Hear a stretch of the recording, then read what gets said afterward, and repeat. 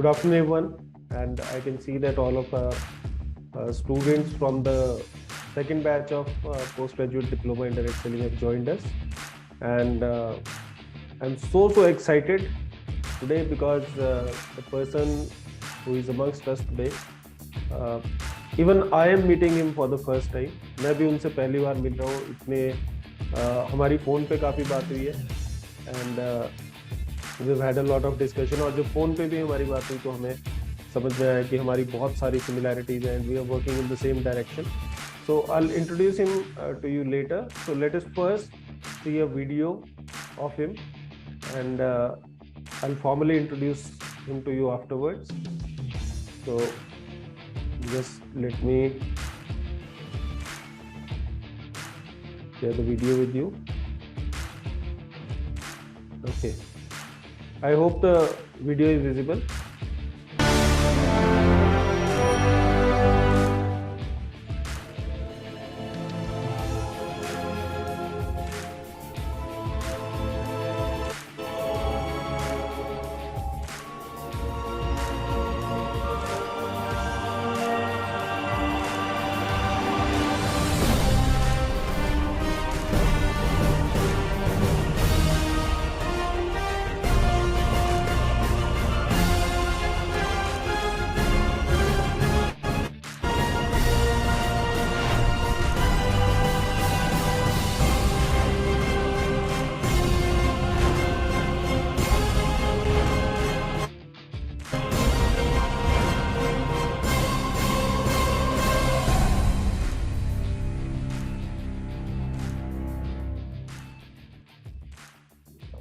Okay, so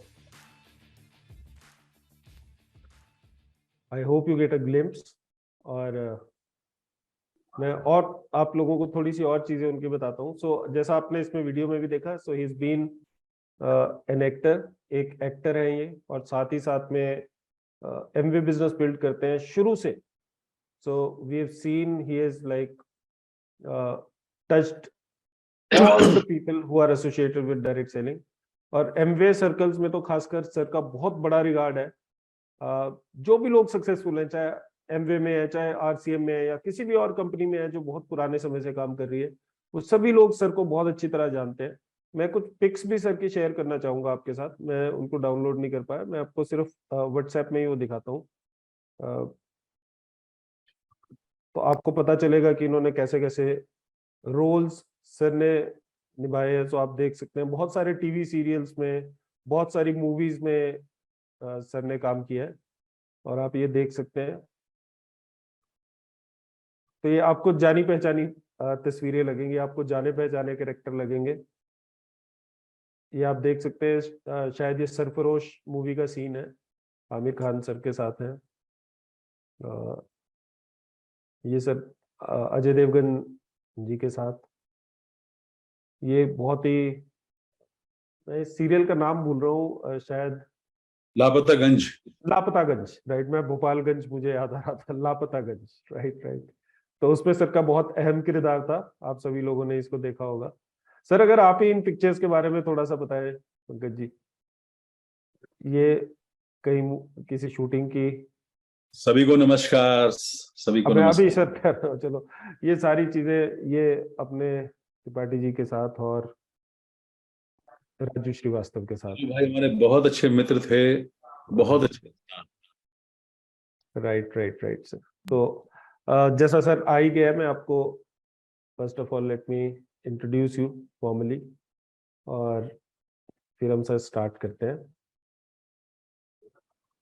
so as you can see on the screen, so it's a very proud privilege to have amongst us Mr. Pankaj टिटोरिया जी. और पंकज टिटोरिया जी के बारे में जितनी भी बातें करें उतनी कम है. जब हम एमवे में शुरू में हमने बिजनेस पर स्टार्ट किया था, डायरेक्ट सेलिंग के अंदर आया था, तो इनसे बड़ी पर्सनैलिटी कोई नहीं थी. और इनकी कैसेट्स, सबसे ज्यादा इनकी कैसेट्स बिकती थी. जहां पर इनकी जिस स्टॉल पे इनकी कैसेट्स बिक्री होती थी, उन स्टॉल्स पे सबसे ज्यादा भीड़ होती थी.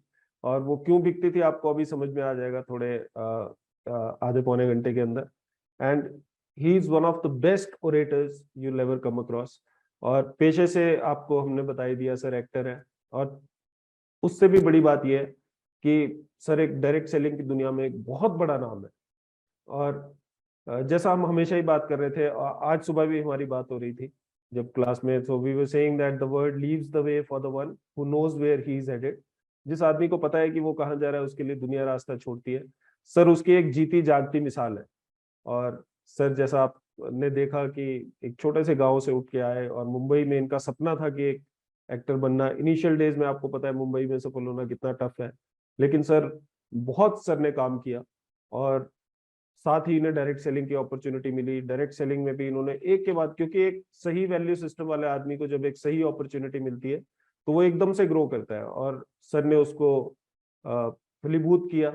और बहुत जल्दी जल्दी इन्होंने एमवे में अपने सक्सेस स्ट्राइड्स ली, और he became one of the first diamonds in India. और उससे बड़ी बात यह कि इन्होंने लाखों लोगों की जिंदगी में प्रभाव डाला। इन्होंने अपनी कैसेट्स उस टाइम चलती थी, हमें अच्छी तरह याद है, हम सर की कैसेट्स हम लेते थे, और बहुत ही उनकी इतनी डिमांड होती थी कि उनको जितनी भी बार हम खरीदते थे, बार बार खरीदते थे। प्रोस्पेक्टिंग टूल होता था, सक्सेस स्टोरी सर की इतनी जबरदस्त थी कि जिसको भी एक बार देते थे वो सुनता रहता था बार बार। तो सर की कैसेट्स जाती तो बहुत थी, लेकिन वापस कम आती थी। तो बहुत बहुत स्वागत है सर। मैं personally I am very very excited to meet you, and we've had a couple of telephonic conversations, but face to face आज हम फर्स्ट टाइम मिल रहे हैं। तो स्वागत है पंकज जी आपका, हार्दिक नमस्कार। Over to you sir, please welcome. Thank you so much. I am very much excited. मैं आप सभी का तहे दिल से शुक्रिया करता हूं। और कमलकांत जी, आपने मुझे एक मौका दिया आप सभी के साथ बात करने का, तो मैं आज दिल से बात करूंगा। मैं हमेशा दिल से ही बात करता हूं, और अपने जीवन की कुछ ऐसी बातें आपके साथ शेयर करूंगा जिससे शायद आपके लाइफ में बहुत प्रेरणा मिलेगी। और मैं आप सभी को, जितने विद्यार्थियां बैठे हैं, मैं आपको इतना ही कहूंगा कि आपने जिंदगी में एक बहुत अच्छा डिसीजन लिया। थोड़ा डिफरेंट था, सब लोग एग्री नहीं करते हैं आपसे शायद, लेकिन आपने किया। मैं आपको बधाई देता हूं। जीवन में आप इसको अपनाएंगे और इसमें काम करेंगे तो आपको बहुत अच्छा लगेगा। मैं अपना पॉइंट ऑफ व्यू आपके सामने आज रखूंगा, मेरे चश्मे से, मेरे नजरिए से। ओके, ये क्या चीज है, मैंने कैसे कैसे किया। तो सॉरी। तो मैं सबसे पहले बताना चाहूंगा कि मैं मेरठ को बिलोंग करता हूं, और मेरे फादर LIC में ब्रांच मैनेजर थे। मेरे फादर का सपना था, उन्होंने एक मजदूर से अपना जीवन स्टार्ट किया था। वो मजदूर बने, वहां से राज बने, ठेकेदार बने और घर बनाते थे। और किसी ने उनको इंस्पायर किया कि आप अच्छे ठेकेदार बन सकते हो, पढ़ाई करो। तो मेरे फादर ने पढ़ाई शुरू की 6 बच्चों के बाद। तो मेरे पिताजी हमेशा रोल मॉडल रहे मेरे लिए। उनका सपना था कि हम अब बच्चों को बहुत पढ़ाएंगे। हम 6 बहन भाई, हमारी सब बहनों ने पढ़ाई में टॉप किया, लेकिन मुझे फिल्मों का चस्का लग गया। और मेरे मेरठ में एक फिल्म बनी थी, भारत के लाल, उसमें मैंने काम किया था। और जब वो काम किया तो मैं एक्टिंग करना चाहता था, और मैं उसके चक्कर में अमिताभ बच्चन का बहुत बड़ा फैन था, तो उस चक्कर में पढ़ाई नहीं हो पाई। तो मैं आपको बताना चाहूंगा कि जिस पंकज टिटोरिया, एक मोटिवेशनल स्पीकर, एक बिजनेस कोच को आप सुनने आए हैं, मैं मैट्रिक में 3 बार फेल हूं। 3 times fail in matric, but qualified diamond in Amway business. Okay, और आज मैं एक business coach, health coach, entrepreneur, सब कुछ बना। तो मेरी जर्नी बहुत इंटरेस्टिंग है, मेरी जर्नी को आप सुनिए। उसके बाद जब फेल हो गए तो क्या होता है, यूपी में बहुत बड़ी एक वो चलन होता है कि जिसका बच्चा फेल हो गया हो, ये कुछ नहीं करेगा। हमारे फादर भी बोले, अब ये कुछ नहीं कर पाएगा, किसी लायक नहीं है, अरे क्या करेगा। मैंने मजदूर से स्टार्ट किया था जीवन, तो वहीं पहुंच गए, वहां से स्टार्ट किया। मेरा बड़ा भाई जो था वो भी मैट्रिक में फेल हो गया। हमारी बहनों ने सबने पढ़ाई में टॉप किया, ऊपर से मैंने नीचे से टॉप किया। उसके बाद फादर ने कहा, अब क्या करेंगे, हम चाहते थे तुम IAS करो, हम चाहते थे तुम्हें डॉक्टर बनाना, और तुमने ये क्या कर दिया। मुझे बहुत मारा था, इतना मारा था मुझे कि पड़ोसी छुड़ाने आ गए थे, जान से मार दोगे, फेल ही तो हुआ है, कोई बात नहीं। तो उनको बहुत दुख हुआ था उसको, मेरे मम्मी पापा को बहुत ज्यादा। फिर पिताजी ने कहा कि अब तुम्हें चपरासियों में लगवा देंगे, चपरासी बन जाओ तुम। मैंने कहा चपरासी का रोल कर लूंगा लेकिन चपरासी नहीं बनूंगा, क्योंकि धुन तो वही थी कि एक्टर बनना है। परमात्मा सही बोला कमलकांत जी ने कि जब आप शिद्दत से कोई चीज ठान लेते हैं कि करना है तो दुनिया रास्ता छोड़ देती है। परमात्मा को भी यही मंजूर था। और उसके बाद क्या हुआ कि हमारे मेरठ में एक फिल्म बनी, और उस फिल्म में कांग्रेस के राष्ट्रीय अध्यक्ष यशपाल शर्मा वहां पर वो चीफ गेस्ट थे, और उनका छोटा भाई मेरे साथ पढ़ता था 10th में। उन्होंने, यशपाल जी ने मेरा एक नाटक देखा, राम और रहीम, और नाटक को देखने के बाद उन्होंने कहा, पंकज अमिताभ बच्चन मेरे दोस्त हैं, और वो पॉलिटिक्स में थे अमिताभ बच्चन उस समय, और उस समय बहुत सक्रिय थे वो। तो उन्होंने कहा कि मैं तुम्हें चिट्ठी लिख कर देता हूँ और तुम बॉम्बे चले जाओ। तो हाथ कंगन को आरसी किया और पढ़े लिखे को फारसी किया। हमने कहा थी वाह वाह क्या बात है, अमिताभ बच्चन दे दीजिए। उन्होंने मुझे, एक्सक्यूज मी, उन्होंने मुझे 4-5 चिट्ठियां दी, अमिताभ बच्चन, दिलीप कुमार, मनोज कुमार, सुनील दत्त, और एक मैं अपने दोस्त की चिट्ठी और रजा मुराद साहब की चिट्ठी लेकर 18 सितंबर 87 में, जब आप लोग बहुत बच्चे पैदा भी नहीं होते, मैं वहां की ट्रेन में बैठा अपने एक मुस्लिम मेरे एक दोस्त थे उनके साथ, उनकी सिस्टर गोरेगांव मुंबई में रहती थी, और हमारे गुरु, जब मैंने नाटक शुरू किया था बम्बई मेरठ में, तो डॉक्टर वेद थापर, आप सबने उनको राजा रंचो सीरियल में राजा क्या रोल में देखा है, जिसके कंधे पे बंदर बैठता था, अगर आपको याद आ जाए तो। बहुत ही फेमस सीरियल हुआ था। आज इंडस्ट्री में वो बहुत बड़े नाम है, बहुत ही आयुर्वेदिक डॉक्टर हैं अमिताभ बच्चन साहब, सुभाष घई साहब, वो मेरे गुरु थे। तो वो उस समय इम्पा टैलेंट कॉन्टेस्ट में पास हो चुके थे मुंबई में, और वो यहाँ पर कुछ स्ट्रगल कर रहे थे, तो मैं आ गया यहाँ पर। और मैं इतना खुश था कि अमिताभ बच्चन तो देखते गले लगा लेंगे मुझे, कहेंगे कहाँ थे पंकज, आओ भाई आओ। और अमिताभ बच्चन के घर पहुंचे, वहां पर तो मिलने नहीं दिया, मैनेजर साहब ने नहीं मिलने दिया, बहुत चक्कर काटने लगे। चिट्ठी मेरे हाथ में होती थी और मैं सोचता था एक बार ये चिट्ठी तो पढ़ लें, वो ध्यान ही नहीं देते थे। तो इस तरह से मैं बॉम्बे आ गया, एक्सक्यूज मी। और मैं एक चिट्ठी और लेकर आया था, मैंने मेरठ में इप्टा थिएटर ज्वाइन किया था। इप्टा मतलब IPTA, Indian people theatre association, जिसमें हंगल साहब थे, और पृथ्वीराज कपूर साहब ने शुरू की थी इप्टा, आपको पता होगा, राज कपूर साहब, शम्मी कपूर साहब, ये सब लोग बड़े बड़े दिग्गज, बलराज साहनी साहब, कैफी आजमी, शबान आजमी के फादर, ये थे। उनकी चिट्ठी भी लेकर आया था। तो मुझे इप्टा में एडमिशन तो मिल गया था। एक हंगल साहब के घर पहुंचा, तो हंगल साहब ने बोला, एक हंगल आपको नहीं पता हो तो शोले में इमाम साहब थे, उन्होंने कहा कि बेटा मैं तुम्हें फिल्मों में काम नहीं दिलाऊंगा, मैं तुम्हें थिएटर में दिला सकता हूँ। तो मुझे थिएटर में भेजा, मैं थिएटर में इप्टा में मैंने एडमिशन ले लिया। वहाँ अंजन श्रीवास्तव, सुधीर पांडे, मुश्ताक खान, राकेश बेदी, सुदेश बैरी, भरत कपूर, बहुत बड़े बड़े दिग्गज लोग थे। और बताना ये चाहूंगा कि जब मेरे फादर ने मुझे इतना मारा था ना, तो मैं शाय हो गया, और ये था कि मैंने कोई बड़ा पाप कर दिया मैट्रिक फेल होकर। तो मेरा मेरा स्टमरिंग प्रॉब्लम हो गई। जब मैं एक्टर बनने आया था तो मैं नाम पंकज टिटोरिया ऐसे बोलता था, सोचिए, पर यहाँ धुन थी कि मैं कर सकता हूँ। और तो इप्टा में एडमिशन मिला, तो इप्टा में रोल नहीं मिले मुझे, बोली तो हकलाता है, तो बोल ही नहीं पाता, तो रोल कौन देगा। तो ऐसे मेरी शुरुआत हुई।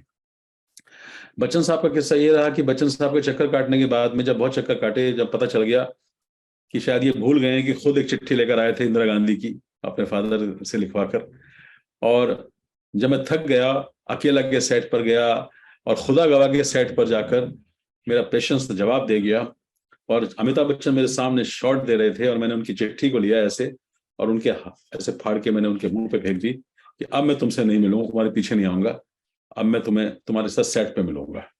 ऐसे करके वहाँ ये चैप्टर खत्म हुआ। मनोज कुमार तो मुझे मिले, वहां पर भी बात नहीं बनी। दिलीप कुमार के घर तक कहीं भी पहुंचे नहीं, सुनील दत्त का भी मिले नहीं। और रजा मुराद साहब, रजा मुराद एक बहुत बड़ा नाम है इंडस्ट्री में, उन्होंने मुझे बोला तुम्हारी कोई सूरत नहीं, तुम्हारी कोई आवाज नहीं, तुम किसी लायक नहीं, तुम क्या करने आ गए, तुम ये तो बताओ तुम क्या सोचकर आ गए एक्टर बनने। उन्होंने मुझे इतना इतना मुझे बोला, इतना बोला। चौथे माले से जब मैं उनके घर से निकला तो ऐसा लगा कि मैं नीचे तक कहां से पहुंचूंगा। मैं रोता रोता डॉक्टर साहब के पास गया। डॉक्टर थापर ने कहा, पंकज कोई बात नहीं, ये दुनिया है, ये कुछ भी कहती है, इसका इसका भरोसा मत करो, तुमको विश्वास है ना तुम एक्टर बन जाओगे। मैंने कहा जी हाँ, मेरे को तो विश्वास है मैं बन जाऊंगा। तो बोले रो क्यों रहे हो, फिर छोड़ो, करके दिखाओ, वापस जाओगे मेरठ? मैंने कहा वापस तो नहीं जाऊंगा, सर पे कफन बांध के। हाँ, तो इस तरह से मेरी शुरुआत हुई और फिर मैंने स्ट्रगल करना शुरू किया। इप्टा में मुझे छोटे छोटे रोल दिए गए और मैंने जब मुझे रोल मिले, छोटे छोटे क्राउड में सीन मिला, क्राउड में हंसने का, आप हंसोगे आप रोगे, ऐसे रोल मिले। और मेरी एक आदत थी कि मैं जो भी काम करता था ना दिल लगा के करता था। मुझे एक बार रोल मिला एक क्राउड में और एक लाइन दी मुझे डायरेक्टर ने, धान के खेत में ना तो धान एक सा होता है ना हर बाली में दाना। इसके लिए मैं रात भर प्रैक्टिस की, रात भर। मैंने कहा अगले दिन ऐसा बोलूंगा कि कोई कहना चाहिए कि पंकज तूने बहुत अच्छा काम किया। और क्राउड में थोड़ा सा अलग तरीके से एक हंसी को मैं लेकर आया, ऐसी जो नवाज ने भी कई फिल्मों में बोली, उस तरह की हंसी मैंने बोली। और डायरेक्टर ने मुझे गले लगा के बोला कि तुमने एक डायलॉग बहुत शिद्दत से बोला। तो मैं बहुत मेहनती था, 8-8 घंटे में रूम के अंदर बैठा प्रैक्टिस करता था कि हे परमात्मा मुझे ऐसा बोल दे कि मैं भी बोलूं, मुझे भी लोग सुने। मुझे लोग काम नहीं देते हैं, मैं स्ट्रगल करने जाता था, लोग बोलते थे हकलों पे फिल्म नहीं बना रहे हैं, मुझे निकाल दिया जाता था ऑफिसों से, है ना, मजाक बनाते थे, कोई लोग बैठा लेते थे कि हाँ अपने बारे में बताओ, जिससे कि मेरी हकलाहट तो एंजॉय करते थे वो। तो मैं बहुत ज्यादा जलील होता था, लेकिन मुझे ये मालूम था कि एक बार मुझे मौका मिलेगा और मैं एक दिन कर जाऊंगा। उसके बाद 3,900 रुपये लेकर आया था बॉम्बे, माँ ने दिए थे। मैं कुछ जब देखा कि उस समय, हाँ बताना चाहूंगा कि अमिता जी जो मेरी वाइफ हैं आज, उनसे मेरी मुलाकात हो चुकी थी और उन्होंने ये कहा कि पंकज हम लोग शादी करेंगे, तुम मुंबई जाओ और जिससे मुझसे जो भी बन सकेगा मैं तुम्हें मदद करूंगी। वो पेस्ट कंट्रोल के ऑफिस में जॉब करती थी और उनको 1,200 रुपये मिलते थे, 600-700 रुपये मुझे भेज देती थी वो। मैं यहाँ पर एक लॉज में रहता था, कभी मैं किसी दोस्त के घर पे रहा, तो इस तरह से मेरी जर्नी चल रही थी। उन्होंने मुझे पैसे भेज भेज कर मुझे यहाँ बम्बई में पाला। जिस दोस्त के साथ मैं जिसके घर पे आया था, वो एक स्पोर्ट्स का काम करते थे मेरठ में। आप जानते हैं स्पोर्ट्स का बिजनेस मशहूर है। तो वहां से हम बैट बॉल लेकर आते थे और वीटी स्टेशन पर फुटपाथ पर हम छपड़ी पे सामान बेचते थे और वहां बैठता था 4-5 घंटे, फिर मैं स्ट्रगल करने जाता था। ये जिंदगी थी हमारे पास। कभी रोटी खाने को मिलती थी, कभी रोटी खाने को नहीं मिलती थी। बहुत गरीबी देखी। पिताजी बिस्तर पे थे, पूरे खानदान में खबर फैल गई पंकज टिटोरिया तो वहां पागल हो गया है, वहां चला गया है, अपना इतना अच्छा खानदान था, इतना अच्छा सब कुछ था, और क्या क्या मुझे ताने मारने लगे, है ना। तो होटल में बैरा बन गया है, होटल में ये बन गया है। तो मेरे को पूरी बिरादरी ने नकार दिया, मेरे समाज ने नकार दिया, किसी ने मेरी नहीं सुनी। सिर्फ मेरी अमिता जी थी जिनसे मैं मिल चुका था, वो मुझे पैसे भेज रही थी और मैं यहाँ स्ट्रगल कर रहा था। असिस्टेंट डायरेक्टर बना मैं बहुत सारे डायरेक्टर्स का। काजोल के फादर का मैं असिस्टेंट डायरेक्टर था, शोमू मुखर्जी का पत्थर के इंसान मैंने एक फिल्म की थी उनके साथ में। ऐसे में बहुत सारे डायरेक्टर्स का बना। बागी फिल्म आई थी सलमान खान की, उसमें भी मैं असिस्टेंट था, क्योंकि मुझे ये था कि शायद मुझे वापस तो जाना नहीं है। तो इस तरह से मेरी जर्नी शुरू हुई। फिर तारा जी टीवी शुरू हुआ 92 में। जी टीवी का पहला सीरियल तारा था। मैंने तारा में काम किया, मैंने बहुत एपिसोड किए उसमें, है ना। मजे की बात ये थी कि मुझे कैमरा ऑन होता था, मैं जब फ्लो में आता था मैं हकलाता नहीं था। लोग हैरान होते थे, वैसे तो बोलते हुए हकलाते हो, क्योंकि मुझे ये शायनेस था, ये इन्फीरियरिटी कॉम्प्लेक्स था कि मैं किसी लायक नहीं हूं। और मुझे ये नहीं दिमाग में था, पर एक्टिंग में बड़ा कॉन्फिडेंट था मैं। तो इस तरह से हम हमारा स्ट्रगल शुरू हुआ, चला। फिर मुझे सीरियल मिलने लगे, मैंने बहुत सारे सीरियल्स किए, मैंने 70 पायलट किए। हर दूसरे सीरियल में मैं होता था, पायलट बनते थे उस समय। तो इस तरह से हमारी जर्नी शुरू हुई। फिर अमिता जी का 92 में ट्रांसफर लिया। इस बीच मेरे फादर एक्सपायर हो गए थे। ओके, मेरे हमने शादी की, कोर्ट मैरिज भी की मैंने एक बार, फिर दूसरी तरह से फैमिली के साथ भी मैरिज दोबारा करनी पड़ी। इस तरह से हम लोग यहाँ बॉम्बे आ गए, थोड़ी स्मूथ हो गई हमारी लाइफ। तो स्ट्रगल बहुत था। अमिता जी की 3,000 की नौकरी में क्या मिलना होगा। तो हम लोग ऐसे ऐसे करके हमने बहुत फाके गुजारे। मुझे याद नहीं है कि मैं कितने महीनों में मैं खाने को नहीं मिलता था हमको कुछ भी, अच्छे कपड़े नहीं थे हमारे पास में, स्ट्रगल करते थे, हमारे पास पैसे नहीं होते थे हमारे पास जाने के लिए। ये सब मैं क्यों बता रहा हूँ आपको? क्योंकि दुनिया में हर किसी इंसान के पीछे ना कहीं उसकी उसकी हालत होती है। आज शायद हो सकता है बहुत सारे लोग इस तरह से जूझ रहे होंगे। इसी तरह से फिल्में मिल रही थी, सीरियल मिल रहे थे, लेकिन अच्छा काम नहीं मिल रहा था। 96 में सरफरोश फिल्म आई, मुझे इंट्रोड्यूस किया गया उस फिल्म के लिए, और मुझे सुधीर पांडे साहब ने रिकमेंड किया। हम थिएटर करते थे, तो आमिर खान ने मेरा इंटरव्यू लिया। इंटरव्यू में 2-3 चीजें पूछी मुझसे कि मैंने जवाब दी कि बोले सीन मेरे साथ है, पहला सीन मेरे साथ है और इम्पैक्टफुल सीन होना चाहिए वो। तो मैंने कहा ठीक है, वो फिल्म की।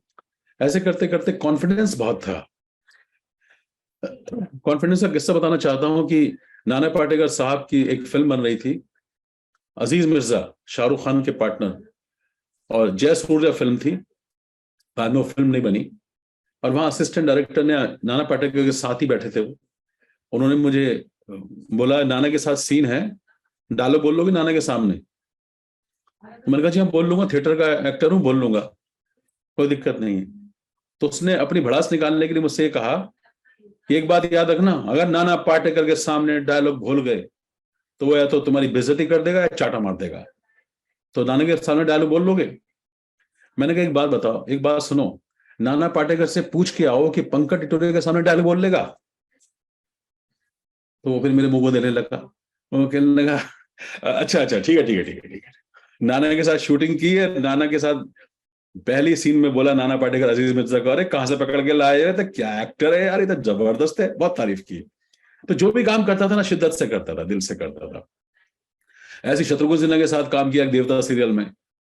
शत्रुघ्न सिन्हा लेट लतीफ, हम सुबह से बैठे हैं, रात को 12 बजे आए और शूटिंग करने लगे हैं। हमने कहा लो आरती उतार लो, आ गए।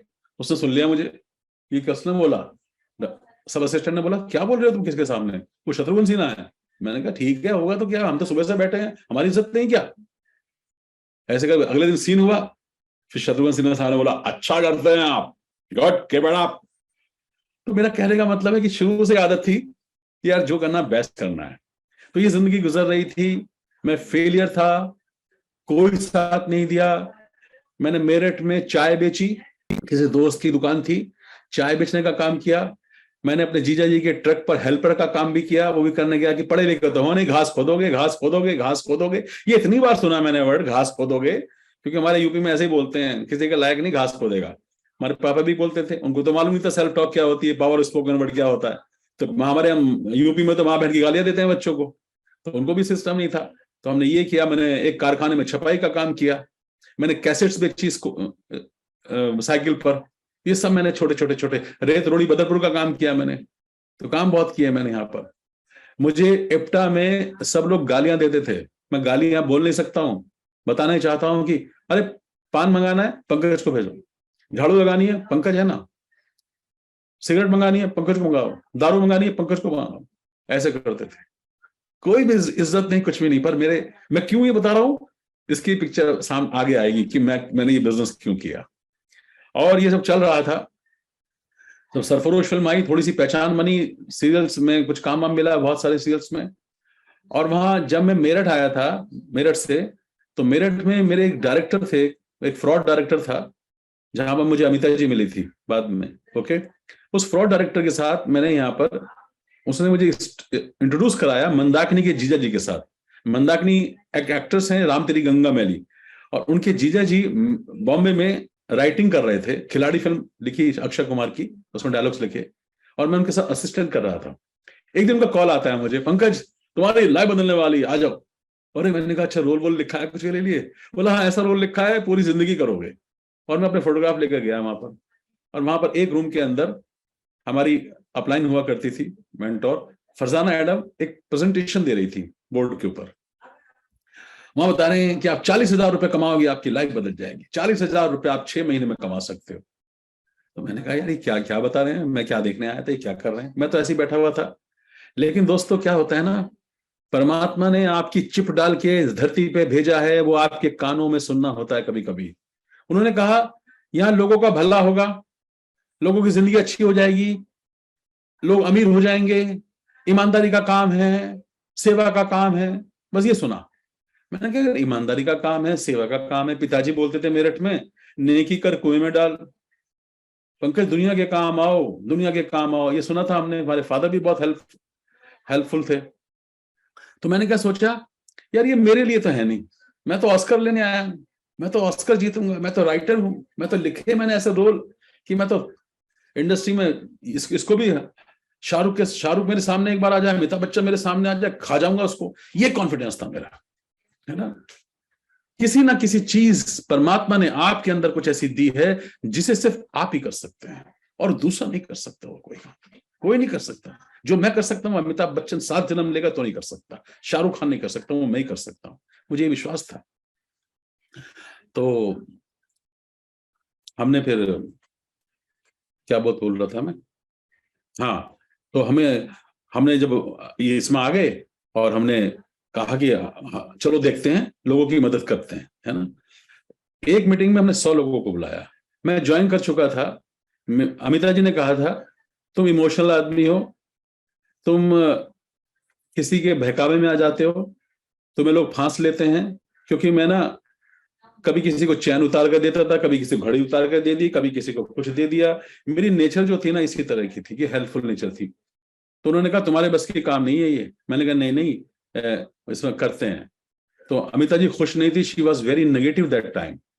लेकिन मैंने ये बिजनेस ज्वाइन कर लिया था, और मैं ज्वाइन करते ही 100 लोगों को बुलाया। 97 लोगों ने मेरा मजाक बनाया, एक भी आदमी नहीं ज्वाइन हुआ। 3 लोगों ने ज्वाइन किया, और उन 3 की वजह से मैं 2 साल में एमरल्ड लेवल पे आ गया था। एमरल्ड मतलब 2.5 से 3 लाख रुपए की इनकम। बताना ही चाहता हूं कि दुनिया नहीं सुने, कोई परवाह नहीं है ना। तू नहीं और सही, और नहीं और सही, हम आ गए इस बिजनेस में, आ गए। क्या अच्छा लगा, लोगों की मदद करेंगे। उस समय हमारी आदतें अच्छी नहीं थी। आप जानते हैं बॉलीवुड में रात को खंबा खुलता है, खंबा समझते हैं, चलो बैठते हैं। एक डायलॉग होता है, सब जगह हो गया अब तो, चलो बैठते हैं। तो हम बैठा करते थे शाम को, शूटिंग खत्म हुई, कुछ खत्म हुई, चलो बैठते हैं। तो आदतें खराब थी। सुधा कपूर जी, राधा स्वामी, एकदम प्रीचर, और वो उन्होंने पता नहीं हमारे अंदर क्या देखा, और उन्होंने हमारे घर पहुंच गई, है ना। हम उनको भाव नहीं देते थे। हमने तो ज्वाइन कर लिया था ना, हमने कहा लोग दे देंगे आपको, सुधा जी चिंता मत करना, लोग बहुत दे देंगे आपको। क्योंकि फिल्म इंडस्ट्री में मैंने जिसको देखा ना, चल तुझे काम दिलाता हूं। कोई सीरियल किया मैंने, चल तुझे काम दिलाता हूं। मैंने बहुत लोगों को काम दिलाया, जा मेरा नाम ले देना, मेरा नाम ले देना। डायरेक्टर बोलता था, प्रोड्यूसर, पंकज तुम कोऑर्डिनेटर हो क्या, कुछ कमीशन विशन खाते हो क्या, पैसों का जो भेजते रहते हो। अरे मैंने कहा कमीशन तो मुझे ऊपर से आता है, तो उनसे क्या कमीशन लूंगा। तो सब मेरी नेचर जानते थे। तो इस तरह से हमने लोगों को तो भेजा करते थे। तो हमने भीड़ इकट्ठी कर दी वहां पर। मैंने सुधा जी का बोला था, सुधा जी हम आपको भीड़ इकट्ठी कर देंगे, हमें काम करने मत बोलना। वो डेमो वोमो करते थे प्रोडक्ट्स के, तो हमें बोलते थे कि डेमो, मैंने कहा डेमो का नाम मत लेना, हम एक्टर हैं, हम डेमो वेमो नहीं करेंगे कभी भी, तुम्हें लोग बहुत दे देंगे। उन्होंने कहा ठीक है कोई बात नहीं, कोई बात नहीं, लोग देते रहो, लोग देते रहो, लोग देते रहो, है ना। इस तरह से आपको बताऊं इंडस्ट्री में कौन कौन लोग हैं आज जिनका मैं निमित्त बना। अनुराग कश्यप, हम सब थिएटर करता था, अनुराग कश्यप हमारे साथ में। अनुराग कश्यप हमसे 10-10 रुपए उधार मांगते थे, 10 रुपए दे दो, कभी 20 रुपए दे दो। वो उसकी हालत हमारे से भी खराब थी, तो उसको मदद करते थे। हमने मिलाया उसको शिवम नायर से। शिवम नायर कौन, नाम शबाना, बहुत बड़े डायरेक्टर हैं आज, है ना। उनको मिलाया, उनको वहां से सत्या मिली।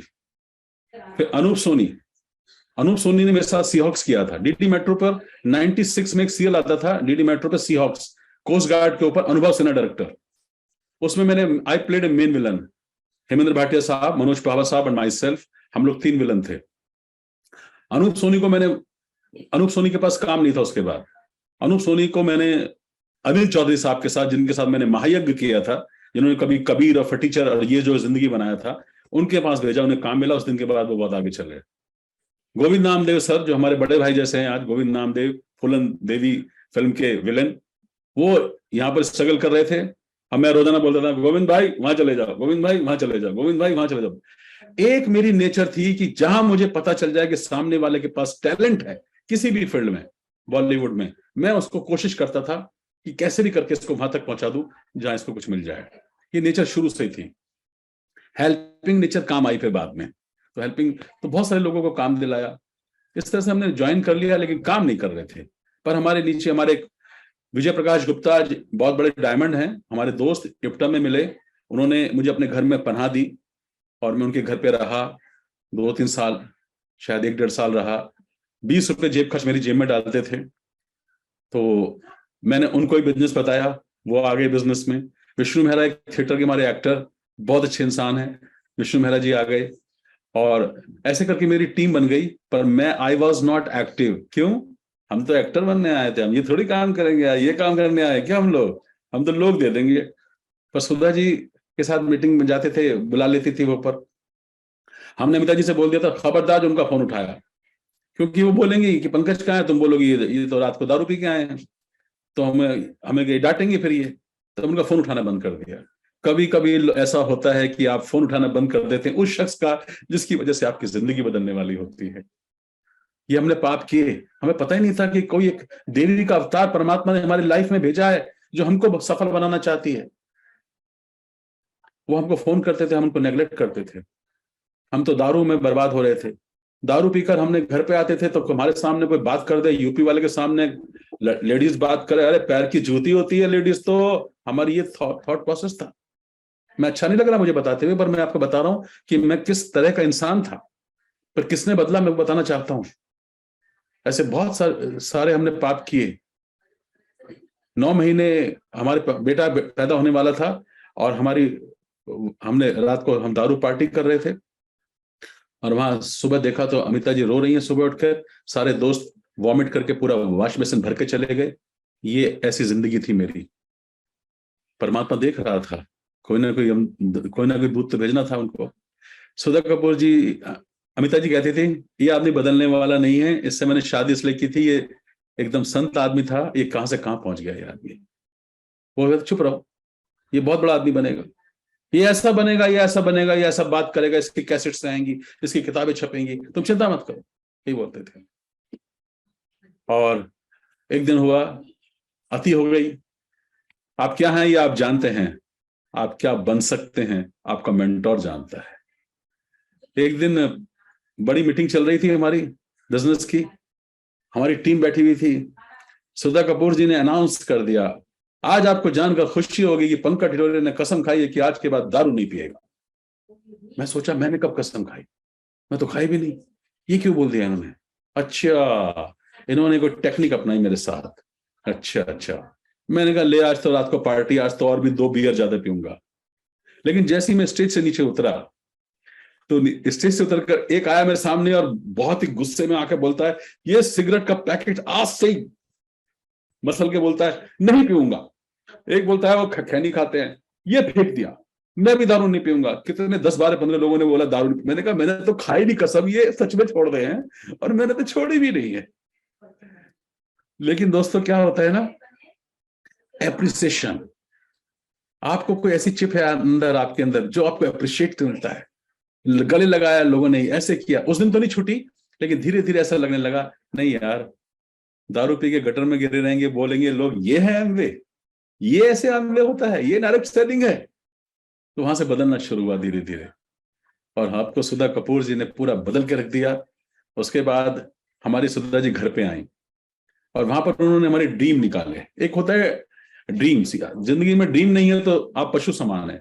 गाय का सपना नहीं है कि बैंक में जॉब करे, भैंस का सपना नहीं है किसी कंपनी की सीईओ बने।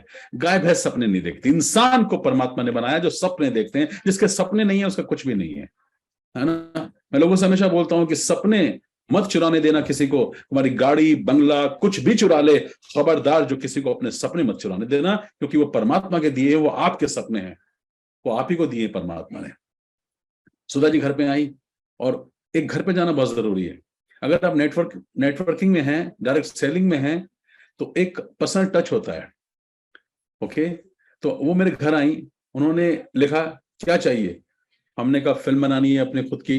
बोला अच्छा, और हाँ इससे पहले बताना चाहूंगा टर्निंग पॉइंट, हम अपने मेंटोर से मिले, सुमित तानिया बहादुर, जो एमटेक थे यूएस में। 94 में 1 करोड़ की सैलरी छोड़कर एमवे में आए थे।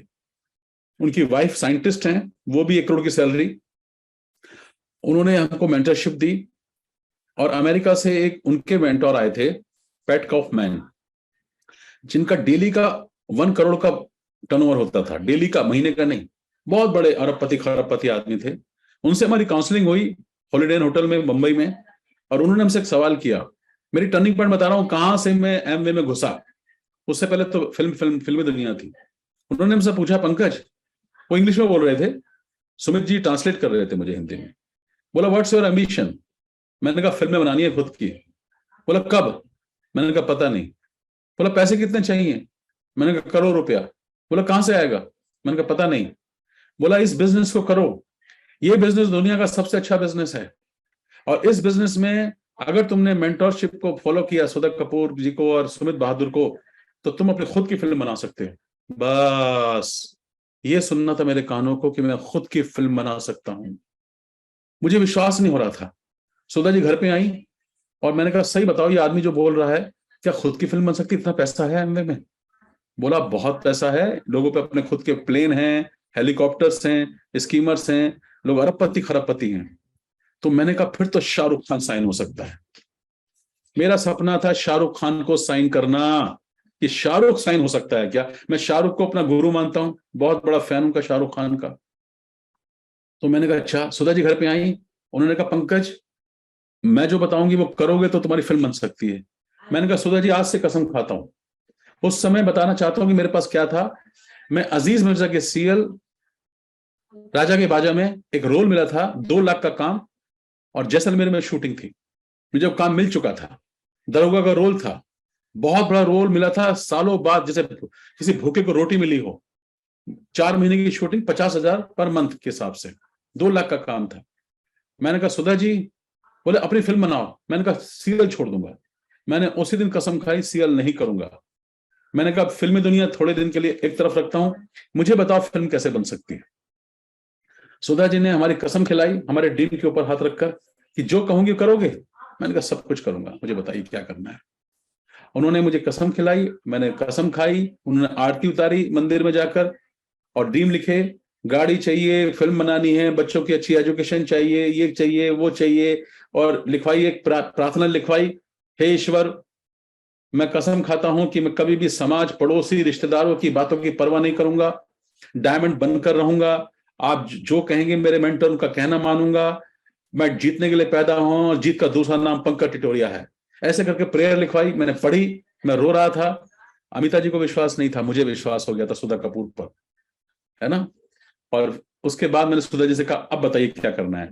जो बंदा 4-5 महीने 6 महीने कुछ नहीं कर रहा था, कैसेट नहीं सुनता था, अंग्रेजी नहीं आती थी, कुछ भी नहीं आता था मेरे को, मैंने कहा, अब बताओ। बोला, पहले तो अपने प्रोडक्ट यूज करो, ट्रेनिंग में मेरे साथ चलना, और मुझे लोगों से मिलवाओ।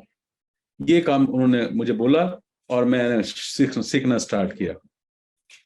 मुझे अंग्रेजी का ज्यादा ज्ञान नहीं था, पर मैंने उसके बाद अंग्रेजी कैसेट सुननी शुरू की, तो कुछ कुछ समझ में आता था इसमें।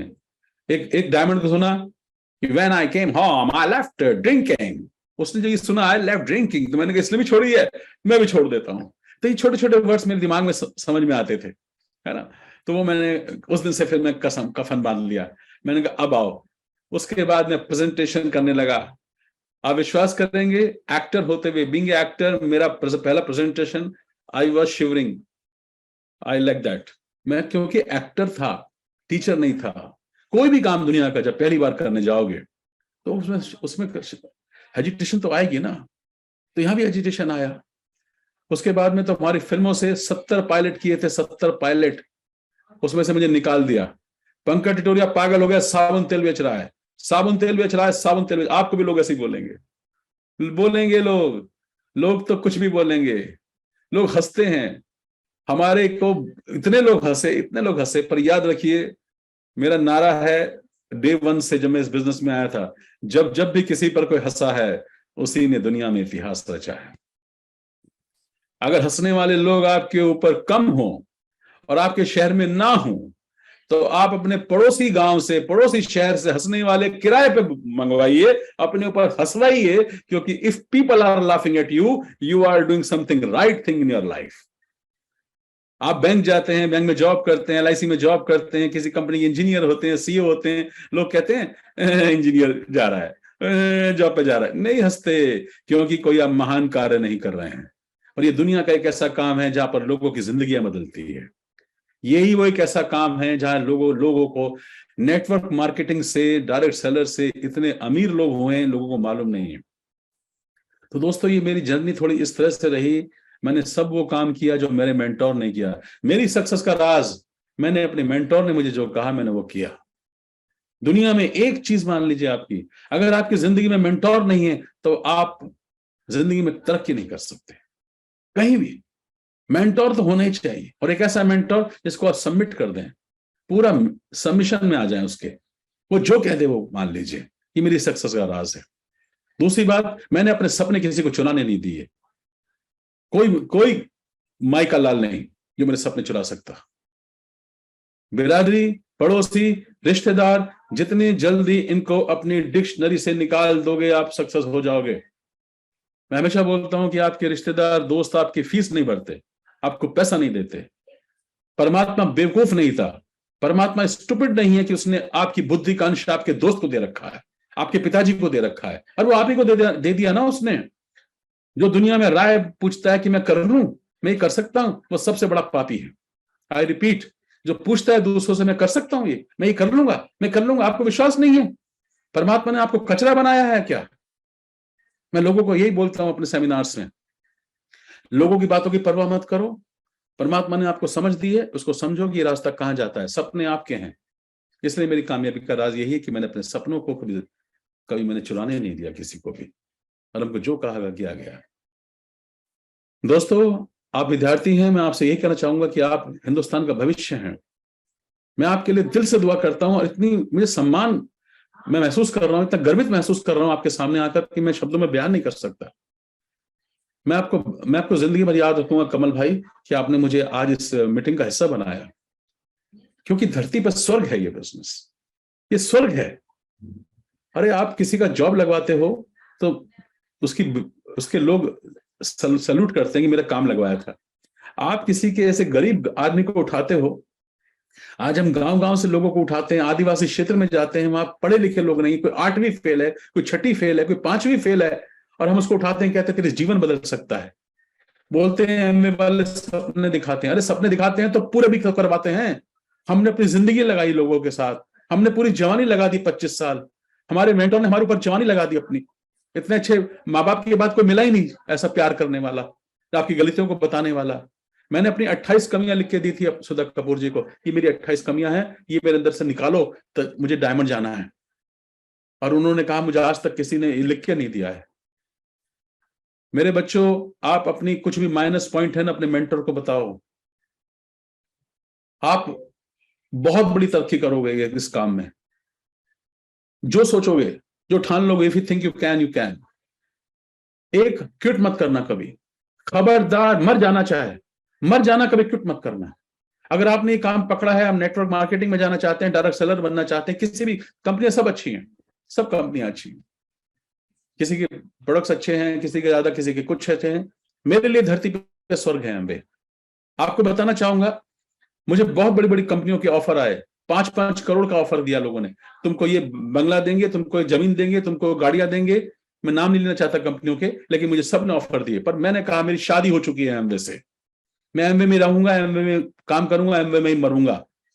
मैंने कहा मैंने एक लड़की से शादी कर ली, मुझे दूसरी लड़की मत दिखाओ। मेरा हमेशा से सिद्धांत रहा है, मैं अपने सिद्धांतों पर चला हूं।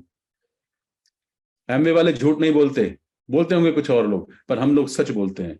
मुझे इस बिजनेस में सबसे अच्छी बात क्या लगी, ईमानदारी का काम है, और सच ईमानदारी काम है, और सेवा का काम है। मेरे लिए डायरेक्ट सेलिंग सेवा का काम है। मैं लोगों को सेवा देता हूं। हम ऐसे ऐसे गांव में जाते हैं वहां जहां पर लोग दातुन करते हैं, हम वहां पर ग्लिस्टर, हमने टूथपेस्ट बेचा हमने वहां पर। आज हम वुमेन एम्पावरमेंट पे काम कर रहे हैं। हम गांव की लड़कियों को, लेडीज को निकालना चाहते हैं जहां पर वो अपने हस्बैंड से प्रताड़ित है, हस्बैंड दारू पी के मार रहा है, डिवोर्स हो रहे हैं, लड़की पढ़ी लिखी नहीं है, अपनी किस्मत को रोती रहती है, सुसाइड कर लेती है। हम उनको बचाना चाहते हैं। इस बिजनेस के माध्यम से हम बहुत कुछ कर सकते हैं। सोचिए, एक किसी की बाप की बेटी, उसको अगर प्लेटिनम बना दो, तो वो 2 लाख रुपए, 1.5 से 2 लाख रुपए की इनकम कमा रही है। शादी होगी ससुराल में, कैसी इज्जत होगी उसकी, सोचिए। बहुत सारे माँ बाप ने अपने बच्चों को ये गिफ्ट दिया है, अपनी बेटियों को गिफ्ट देते हैं ये बिजनेस। हमने उनके नीचे ग्रुप बनाया और उनको इनकम आ रही है। ये बहुत बड़ा काम है। लड़कियां सिर्फ इसलिए नहीं बनी है कि वो घर में सिर्फ रोटी बनाती रहेंगी और बाई बन के रह जाएंगी 1,000 रुपए की, इसलिए लेडीज नहीं बनी है। घर से उसको 2 लाख, 2 करोड़ कमा सकती है। सुरेखा भार्गव को सुनिए आप, सुरेखा भार्गव क्या लेडीज एम्पावर पे काम कर रही हैं। It's a great lady. ऐसे बहुत सारे लोग हैं हमारी टीम के अंदर जो बहुत अच्छा काम कर रहे हैं। आज की डेट में औरत सिर्फ इतना रह गई है कि रात का खाना कौन सा बनेगा। अगर ये बाहर चलेगी तो रात का खाना कौन बनाएगा, या सुबह का नाश्ता कौन बनाएगा, बस इसीलिए रह गई वो। हम उस लेडीज को घर से निकालना चाहते हैं, जो लेडीज चाहती है कि मैं घर से बाहर निकलूं, पढ़ी लिखी है, उसको काम करना चाहती है, पर साधन नहीं मिल रहे हैं, हम उसको लिए निकालते हैं, उसको एम्पावर कर रहे हैं। हम लोग स्टूडेंट्स के लिए काम कर रहे हैं। हमारी टीम में बहुत सारे स्टूडेंट्स हैं। 22 साल का बच्चा लाखों रुपए कमा रहा है, 25 साल का बच्चा 5 लाख कमा रहा है। ये कैसी इनकम है? अगर आपने सही तरीके से बिजनेस किया, ये जनरेशंस को इनकम आ सकती है, अगर आपका बिजनेस सही तरीके से बिल्ड हुआ है तो। डायरेक्ट सेलिंग को मैं सम्मान देता हूं। धरती पे स्वर्ग है डायरेक्ट सेलिंग, जिसमें आप है, और मैं आपको सबको सैल्यूट करता हूं, हैट्स ऑफ करता हूं मेरे बच्चों कि आपने ये डिसीजन लिया है और जिंदगी में खूब आगे बढ़ी है। आप कहीं भी हमारी जरूरत पड़ेगी आपको, हम आपके साथ हैं। पर इस बिजनेस को समझिए, आप तो पढ़ ही रहे हैं इसको, और बच्चों को मोटिवेट कीजिए। किसी को मुझसे बात करानी है, मुझसे बात कराइए। आखिरी सांस तक हम ये बिजनेस छोड़ेंगे नहीं, हम यही बताएंगे, क्योंकि यहां परमात्मा भी मिल जाएगा आपको। क्योंकि परमात्मा का स्थान वहीं होता है जहां सच्चाई होती है, और ये बिजनेस दुनिया का सच्चा बिजनेस है। तो इसलिए मेरा टाइम शायद खत्म हो रहा है, मुझे जो बोलने के लिए बोला गया था। ओके, मैं फिर कभी आपको सामने फिर मौका मिलेगा। मैं आपके लिए उज्जवल भविष्य की कामना करता हूं, और एक एक बंदे को मैं ही बोलता हूं कि आप आगे बढ़ो, खूब तरक्की करो, जीवन में छा जाओ। और धरती पे स्वर्ग है, ये डायरेक्ट सेलिंग है। अगर इसको सही तरीके से किया जाए, और एक जगह टिक के काम जो करता है वही सफल होगा। बहुत लोग कभी यहां जाते हैं, कभी यहां जाते हैं, कभी यहां छोड़ देते, कभी छोड़, तो वो कभी कामयाब नहीं होते। इसका सम्मान कीजिए डायरेक्ट सेलिंग का। मैं आपको बधाई देता हूं, और मैं आप सबको नमन करता हूं। आपके अंदर बैठे परमात्मा को नमन करता हूं। जीवन में कभी भी मुझसे कभी बात करनी है, मेरे रास्ते खुले में हैं। आप किसी भी क्षेत्र में जाइए, डायरेक्ट सेलिंग में कहीं भी कोई कंपनी करिए, है ना। अगर मुझसे कोई हेल्प हो सकेगी तो मैं आपके साथ हूँ। Wish you all the very best. Thank you so much. हार्दिक धन्यवाद पंकज जी। और मतलब 40-45 मिनट्स में तो आपको बता रहा हूँ, पता ही नहीं चला। आप बोल रहे हैं मेरा समय खत्म हो गया, समय आप ही का समय है सर, सारा का सारा, है ना। हम तो सिर्फ आप लोगों को सुनने के लिए बैठे हैं। और इतने आप इमोशंस के साथ बात करते हैं। जब भी हम मैं मुझे आपकी एक वो कैसेट याद आती है, तो आपको इसकी सख्त जरूरत है, शायद कुछ वही ऐसा थी, उसका टाइटल पहली था। हाँ, पहली पहली ऑडियो मेरी वो थी, जो आज तक एमए में बहुत नंबर 1 बनी रही है आज भी। हाँ बहुत सर, मतलब उसको इतनी बार सुना है हमने कि उसकी एक एक वर्ड भी हमें याद है। और कितने आप मतलब उसको कितने दिल के साथ, कितने इमोशंस के साथ आप बोलते थे। अभी भी वही इमोशन सर आपके रहे हैं बिजनेस के। और पता नहीं आज ये कुछ ऐसा, जैसे कोइंसिडेंस बोलते हैं ना हम हमेशा, अनिल नारंग सर हमेशा बोलते हैं कि भगवान षड्यंत्र करता है कुछ। तो आज सुबह भी जब हमारी क्लास में बात हो रही थी, तो सेम यही बातें हमारी चल रही थी। मैं इन बच्चों को, जो हमारे सेकंड बैच के स्टूडेंट्स हैं, इनको मैं यही बता रहा था कि इस बिजनेस के लिए कुछ करने का मन इसलिए करता है, इस बिजनेस में इसीलिए लगे हैं इतनी शिद्दत से, इसीलिए इसमें काम कर रहे हैं, क्योंकि ये समझ में आता है कि बिजनेस हमें पता नहीं कहाँ से खींच के वापस लाया। अदरवाइज हम भी पता नहीं, आपकी जैसी सिमिलर सी स्टोरी हमारी भी है सर, और इनसे मैं शेयर कर रहा था लोगों से। तो ये बिजनेस सच में एक वरदान की तरह है। और इसीलिए हम इसमें आप जैसे लोग, आप जैसे गुणी लोगों से हम सीख सीख के आगे बढ़ रहे हैं। और जिसमें इंटेंट जिस बिजनेस की इतनी अच्छी होगी, उसने ऊंचाइयां छूनी छूनी है। हमारा मकसद सेवर केवल इतना है कि हम कितने लोगों तक इसको पहुंचा सकते हैं। तो बहुत ही शानदार सर, बहुत ही मजा आया। और बस दो एक क्वेश्चन हम लेंगे सर अपने कुछ इनसे। तो जानकी मैम, ये हमारे वैसे फर्स्ट बैच की स्टूडेंट है, डॉक्टर जानकी पटेल।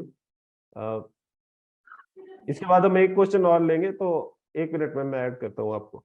जानकी मैम, स्वागत है आपका। अच्छा लगा आपको देख के। Thank you so much sir. तो पंकज फटाफट सर, से गुड मॉर्निंग सर। आज मुझे बहुत प्राउड फील हो रहा है कि मैं आपके साथ बात कर रही हूँ, क्योंकि जब मैंने नेटवर्क ज्वाइन किया तब सर मैंने आपका स्टोरी, मतलब आपके मुंह से ही कहानी मैंने जो सुना था, आपका एक इंटरव्यू हुआ था और सर वो इतना, मतलब it was very much inspiring. मैं रोने लगी थी सर, मैं सही बोल रही हूँ। आपको सुन के पहली बार जब मैं नेटवर्क में मैंने जब कदम रखा, क्योंकि आपकी स्टोरी में एक रियलिटी थी और जो अभी आप बता रहे, मैं रिलेट कर पा रही थी कि जो आपने बोला वो सही था। मतलब आप कैसे, किस प्रकार के इंसान थे और आपने कितना बदलाव लाया अपने आप के अंदर, और वो बहुत ही हार्ड होता है सर। तो मैं खुद रोने लगी थी और आज आपसे बात कर रही हूँ, मुझे बहुत प्राउड फील हो रहा है। दूसरा सर, मेरा सवाल ये है कि ये बिजनेस है प्योरिटी एंड स्पिरिचुअलिटी का, और हमेशा लोगों की वजह से छोड़ के चले जाते हैं ये बिजनेस। जैसे आपने बोला कभी क्विट नहीं करना है, तो सर मैं एक पूछना चाहती हूँ, क्या नेटवर्क मार्केटिंग में बहुत सारे लीडर काम तो करते हैं, लेकिन मैंने लास्ट अभी मतलब यहाँ पीजी डिप्लोमा में आके सीखा कपिल सर से कि मेडिटेशन करना चाहिए, ये करना चाहिए। सर मैंने मेडिटेशन किया, तब अपने आप को जाना। उसके पहले मुझे कुछ नहीं पता था, एक लेवल ले चुकी थी मैं बिजनेस से, लेकिन उसके बाद मेरा बिजनेस डाउन होता गया, जहां मैं अपने आप को संभाल नहीं पाई, क्योंकि मैं टीम से थोड़ी अलग हो गई हिमाचल आके। तो सर मेरा सवाल ये है कि एक नेटवर्कर को कौन सी बेसिक चीजें करनी चाहिए जो अपने आप को टिका के रखे इस बिजनेस में, चाहे अपलाइन कुछ भी करे, चाहे डाउनलाइन कुछ भी करे, लेकिन वो खुद क्विट ना करे। वैसे कौन कौन से बेसिक पॉइंट्स हैं जो अपने में हिम्मत भर के रखे? जैसे मुझे मिल गया मेडिटेशन, अपने आप को जानने का रास्ता, तो सर आप में वो चीज है कि आपने किस प्रकार से, मतलब कई बार ऐसे उतार चढ़ाव आते हैं। Thank you very much. देखिए, मेरी स्टोरी से आप सबक लीजिए। मैं आपको ये बोलना चाहूंगा, पहली चीज तो अपने सपनों को मत चुराने दो, उससे ऐसे स्टिक हो जाओ कि ये आप ही के लिए बने हैं। सपने हैं तो सब कुछ होगा, एक बात। दूसरी बात, अपना मेंटोर, जब जिंदगी में बहुत उतार चढ़ाव आएंगे, लगेगा कुछ नहीं हो रहा है, बिजनेस नहीं बढ़ रहा है, किसी वजह से नहीं हो रहा है, आपका राइट मेंटोर, मेंटोर के आगे मैं राइट लगा रहा हूं, सही मेंटोर जिसको आपकी सक्सेस में इंटरेस्ट हो, वो नहीं जो आपसे स्टॉक रखवाता है, गलत करता है, चीटिंग करता है वगैरह वगैरह, वो आदमी नहीं, वो नहीं। कई बार कई साल लग जाते हैं ये देखने कि हमारा मेंटोर, बहुत सारे लोग मेंटोर के नाम पे गलत काम करवाते हैं अपने ग्रुप में। बहुत सारे लोगों ने स्टॉक रखवा दिए, 50,000 की सेल, 50,000 का प्रोडक्ट खरीद लो, फिर मदद नहीं करते हैं वगैरह वगैरह, बहुत सोच होता है। तो राइट मेंटोर का होना जरूरी है। अगर आपके ऊपर ये मेंटोर सही नहीं है तो उसके ऊपर कोई और मेंटोर होगा, उसके ऊपर जाइए, उसके ऊपर और मेंटोर होगा। तो सही काम करो, पहले तो सही काम। तीसरी बात, आप स्किल्स को सीखिए। इस बिजनेस में बहुत सारे लोग स्किल नहीं सीख पाते हैं। लोगों से बात करने की कला होती है, आपको पढ़ना पड़ेगा किताबें। मैंने अंग्रेजी किताबें भी पढ़ी। आपको how to win influence people, how to win and influence people, Dale Carnegie. सवाल ही जवाब है। How I raised myself from failure to succeed in selling, you can sell, Shiv Khera. ऐसी बहुत सारी सेलिंग के ऊपर किताब है। कुछ लोग एमबीबीएस करते हैं, फिर एमडी करते हैं, फिर एमएस करते हैं, वो ना स्पेशलाइजेशन होती है। इसको लोगों ने ये समझ लेते हैं, मैं 2 लोगों से बात करूंगा तो उनके पास पेशेंस नहीं होते, 2 लोगों ने मना कर दिया, छोड़ देते हैं, है ना। तो इसलिए लोगों को ना टिका के रखना बड़ा जरूरी है। टिकेंगे कैसे? एक होती है डेप्थ बिल्डिंग। कई बार जितने भी डायमंड्स हैं, उनमें से ज्यादातर डायमंड्स ने कई बार ये सोचा कि कुछ आ नहीं रहे, लोग नहीं आ रहे, चलो छोड़ देते हैं। सब नहीं सोचा होगा, ये ह्यूमन टेंडेंसी है। पर जैसे उसकी डेप्थ में कोई दूसरा आदमी स्पॉन्सर हो जाता है, उसके नीचे डेप्थ 4, 5, 6 डेप्थ बिल्डिंग हो जाती है, तो ये आदमी टिक जाता है कि मेरे नीचे लोग आ गए। तो डेप्थ बिल्डिंग से टिकेंगे लोग। अगर आपने डेप्थ में किसी को साइन अप कराकर उसको 6% ले गए, कई बार वो आदमी 6% जाएगा, 9% जाएगा, है ना। लेकिन नीचे की टीम में डेप्थ में सही काम हो रहा है। अगर डेप्थ में आपने 8-10 कपल के साथ दोस्ती बिल्ड कर ली, केयरिंग रख ली, तो वो लेग जो है ना, वो सस्टेन हो जाती है। लोग टिकेंगे इसमें अच्छे प्रोडक्ट से। बहुत सारे लोग कई बार कस्टमर बनते हैं और वो बिजनेस नहीं करना चाहते। हम लोग जाते हैं किसी को प्लान दिखाने के लिए, किसी को प्रोडक्ट दिखाने के लिए। मैं आपको कांटे की बात आज बोल रहा हूं, लोगों को प्रोडक्ट प्लान दिखाने मत जाओ, प्रोडक्ट लेके मत जाओ, आप सिर्फ लोगों से मिलने जाओ। मिलके जो बात बनेगी, सेट एट ईज करेंगे, बातचीत निकलेगी, बात से बात निकलेगी, बात से बात निकलेगी तो पता चलेगा। जब आप क्वेश्चंस पूछेंगे उससे तो आप बॉडी को स्कैन कर पाएंगे कि सामने वाला क्या चाहता है। वो एफसाइटी चाहता है किसानों का प्रोडक्ट, वो न्यूट्रलाइट चाहता है, या वो बिजनेस चाहता है, क्या चाहता है। हम क्या कहते हैं, हम लोग इससे बिजनेस बताने जाते हैं, नहीं, हम लड़की देखने जाते हैं, लड़की का रिश्ता करने नहीं जाते। सही बात है। तो हम पहले लोगों से मिलने के जाना चाहिए, मिलके क्या चीज पता चलती है। लोग बिना एजुकेशन देखे पूछे उससे प्लान दिखा के आ जाते हैं। तो प्लान दिखाना नहीं आता, प्लान दिखाने से पहले बहुत सारी तैयारियां होती हैं। अगर आप लोगों से सही सवाल पूछेंगे, ask the question, ask the question. मैं हमेशा लोगों से सवाल पूछता हूं, क्वालिफाई करता हूं। आप हर डिग्री के लिए तो क्वालिफाई किए जाते हैं, आपके एग्जाम्स होते हैं, एग्जाम में क्वेश्चंस पूछते हैं एग्जामिनर, तो आप वहां पास होते हैं। मैं सामने वाले को किसी को भी प्लान दिखाता है या बिजनेस की बात नहीं करता, मैं उसे क्वालिफाई करता हूं। मैं मिशन हेल्दी पे काम कर रहा हूं, इसमें इस पे काम कर रहा हूं, मैं सॉल्यूशंस प्रोवाइडर हूं, आप क्या चाहते हैं। तो हमेशा सवाल पूछिए, सामने वाले को राइट चीज दीजिए। वो क्या चाहता है वो मत दिखाइए जो आप दिखाना चाहते हैं, वो दिखाइए जो वो देखना चाहता है, वो जो समझना चाहता है। लोगों को व्यवहार नहीं आता, नहीं आता, नहीं आता। लोगों को यहाँ बच्चे पालने नहीं आते, बच्चों को गालियां दे रहे हैं, वाइफ को रखना नहीं आता, हस्बैंड को रखना नहीं आता, माँ बाप से बात करने की तहजीब नहीं है, पड़ोसी से बात करने की तहजीब नहीं है। जरा सी आपकी स्कूटी में किसी ने टक्कर मार दी तो सीधा माँ की गाली निकल जाती है। हमें व्यवहार नहीं आता, हमें व्यवहार सीखना है। इसलिए किताबों का बहुत महत्व है। किताबें आपके अंदर से जो राक्षस होता है ना, यार मैं कर नहीं पाऊंगा, यार ये मुझसे होता नहीं है, यार कोई आता नहीं है, यार मेरे बनते नहीं है ना, किताबें आपके अंदर से आपको विनस बना देती हैं, आपको विजेता बना देती हैं, आपका माइंड सेट करते हैं। सबसे बड़ी एसोसिएशन है। अगर वीरप्पन को भी कोई मिल गया होता मेंटोर तो वो भी विवेकानंद बन सकता था, पर मेंटोरशिप नहीं मिली।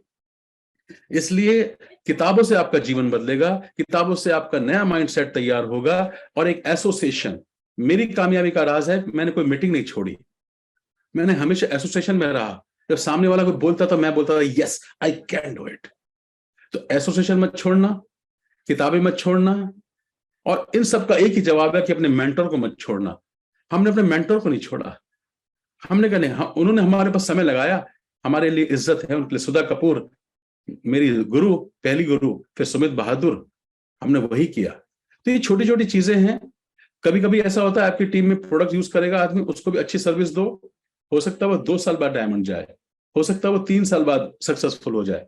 26 साल तक लोग यूजर रहे, 26 साल के बाद लोग डायमंड गए हैं, सफल हुए हैं। तो इसमें पेशेंस का ध्यान रखिए और अपने ऊपर काम कीजिए। झुकती है दुनिया झुकाने वाला चाहिए, उठती है दुनिया उठाने वाला चाहिए, सुनती है दुनिया सुनाने वाला चाहिए, समझती है दुनिया समझाने वाला चाहिए, मानती है दुनिया मनवाने वाला चाहिए, होते हैं सफल डायरेक्ट सेलिंग में लोग करवाने वाला चाहिए। तो आपको हमेशा अपने ऊपर काम करना है, दुनिया पे नहीं। अरे दुनिया तो पीछे आती है, लोग वो नहीं सोचते जो आप वो सोचते हैं, लोग वो सोचते हैं जो आप सोचवाने पे मजबूर करते हो। जब पंकज टिटोरिया बोलता है ना स्टेज से, जब समझाता है तो मुर्दे खड़े होते हैं, बोलते हैं मुझे ज्वाइन करो। आपकी बातों में वजन होना चाहिए, और वजन तभी आएगा जब आप पढ़ेंगे, क्योंकि पढ़ने से आपका पूरा चेहरे पे एक आभा मंडल अलग ही होता है, आपकी बातों में एक अलग ही तरह का जादू होता है, शब्द आपके जादू बन जाते हैं। You are getting me? Yes sir. तो बहुत सारी चीजें हैं। बस मैं यही कहूंगा कि हमेशा अपने मेंटोर को फॉलो करो और सपने मत चुराने दो, और डेली वर्क एथिक, डेली काम करना है, DAILY, डेली। आज किया, नहीं किया, कल किया, 2 दिन किया, ऐसे किया नहीं। सुबह उठो, आपको पता होना चाहिए कि क्या करना है आपको। अगर आप न्यूट्रिशन में अच्छे हैं, न्यूट्रिशन बताइए, या जो भी आपका प्रोडक्ट्स हैं उसमें अच्छे हैं वो बताइए।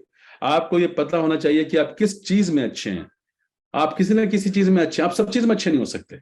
मैं सब चीज में अच्छा नहीं हूं, मैं क्राउड पुलर हूं, मैं लोगों को समझाना बहुत अच्छी तरह जानता हूं बिजनेस के बारे में। मैं टेक्निकल चीजों में नहीं, मैं नहीं हूं। टेक्निकल से नहीं चलेगा, हिंदुस्तान में टेक्निकल नहीं चलेगा। दिल से बात करो, दिल की आवाज यहां तक पहुंचनी चाहिए, है ना।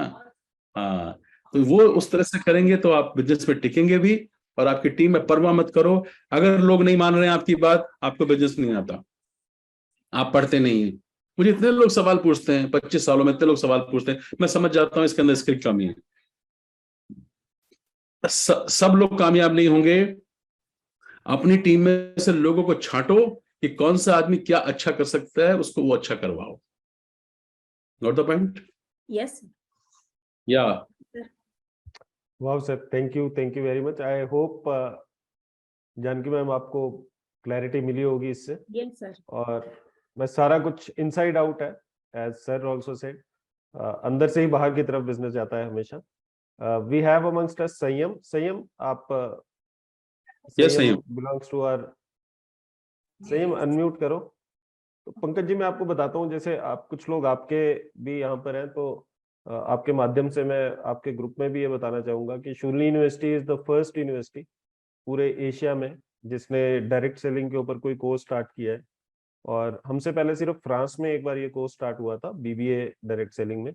बाकी पूरे एशिया में तो सबसे पहले यहीं पर स्टार्ट हुआ है। और ये जो सारे लोग हैं, जितने जो बैच के बच्चे हैं हमारे पास, इस वाले बैच में हमारे पास 8 स्टूडेंट्स हैं, लास्ट बैच में हमारे पास 26 थे। एंड ये सब भी बधाई के पात्र हैं सर। और आपके माध्यम से मैं इनको एक बार फिर पुनः बधाई देना चाहता हूँ कि इन्होंने, बिकॉज द वैल्यू एजुकेशन, और जैसा आप भी बता रहे हैं, एजुकेशन से ऊपर कुछ नहीं है। एंड जो हमारी डायरेक्ट सेलिंग उस मुकाम तक नहीं पहुंची है जहां वो पहुंचनी चाहिए, उसका रीजन सबसे बड़ा ये है कि एजुकेशन ना तो रिक्वायर्ड है हमारी इंडस्ट्री में, है ना, और क्योंकि ये रिक्वायर्ड नहीं है तो ये हमारा बून भी है और कर्ज भी है। तो बहुत सारे लोग ऐसे हैं, ये लोग ऐसे लोग हैं जिन्होंने एजुकेशन को वैल्यू किया और ये सीखने को तैयार है, क्योंकि ये ग्रो करना चाहते हैं। एम्बिशियस लोग हैं, कोई आंध्रा से है, कोई बेंगलोर से है, कोई वेस्ट बंगाल से है, अलग अलग देशों से। हमारे कोर्स में हमेशा बहुत दूर दूर से लोग आते हैं। तो उन्हीं में से एक संयम भी हमारे पास है, संयम राजस्थान से है। संयम, अपना question please. Thank you so much, Pankaj sir. Am I audible? या यस यस। जी हाँ बोलिए जी। जैसे आपकी थैंक यू सर, जैसे आपकी स्ट्रगल स्टोरी आपने सुनाई, तो लाइक मेरे फादर की भी ऐसे स्ट्रगल्स रही हैं। वो भी एक बार बॉम्बे आए थे एक्टर बनने के लिए, पर अनफॉर्चुनेटली चीजें वर्कआउट नहीं करी। सो लाइक मैं बहुत रिलेट कर पा रहा था आपका स्टोरी। एंड मेरा क्वेश्चन था कि सर हम मेंटर तो चुनना चाहते हैं, सबको एक मेंटर चाहिए, लेकिन एक राइट मेंटर हम कैसे चुने? कि क्या मतलब क्या हम चीजें उनमें देखें कि हम, क्योंकि इस इंडस्ट्री में क्या होता है, हम अपना अपलाइन नहीं चुन पाते हैं। तो मतलब कैसे हम एक अच्छा मेंटर चुने? और सेकंड क्वेश्चन है मेरा सर कि हमारा मतलब आपका थोड़ा पर्सनल है, आपका डेली रूटीन क्या है सर? ठीक है। एक तो दूसरी पहली बात कि कमल जी, मुझे नहीं पता कि आप वो क्या आपके यहाँ क्या रूल्स है क्या नहीं, पर ये जो भी यहाँ पर सुन रहे हैं, अगर मुझसे डायरेक्टली भी कभी बात करना चाहें तो आपके यहाँ इससे इजाजत है, बात कर सकते हैं? हाँ श्योरली सर, नो वरीज। बहुत अच्छी बात कुछ है। नहीं, हम बिल्कुल, मैंने आपको बताया था, हम सब बिल्कुल we we are preparing them to be tolerant. मतलब हम ये बोलते हैं, तभी हम यहाँ पर कंपनी के नाम पे किसी चीज पे कोई प्रतिबंध नहीं लगाते, क्योंकि हम ये मानते हैं कि आदमी को सब कुछ पता होना चाहिए, उसकी आंखें खुली होनी चाहिए, है ना। और ऐसा नहीं है कि आंखें बंद करके हम कहीं चलते रहे। तो surely sir, any time they can talk. मैं आपका नंबर शेयर कर दूंगा सर ग्रुप पे, तो इससे मैं इस चीज को बोलना चाहता हूँ, मैं शायद एक ही जैसा, मुझे नहीं पता और भी कोई है। मैं दुनिया में सिर्फ ये मेरी कंपनी के लोग आएंगे, मुझसे बात करेंगे, मैं ये नहीं चाहता।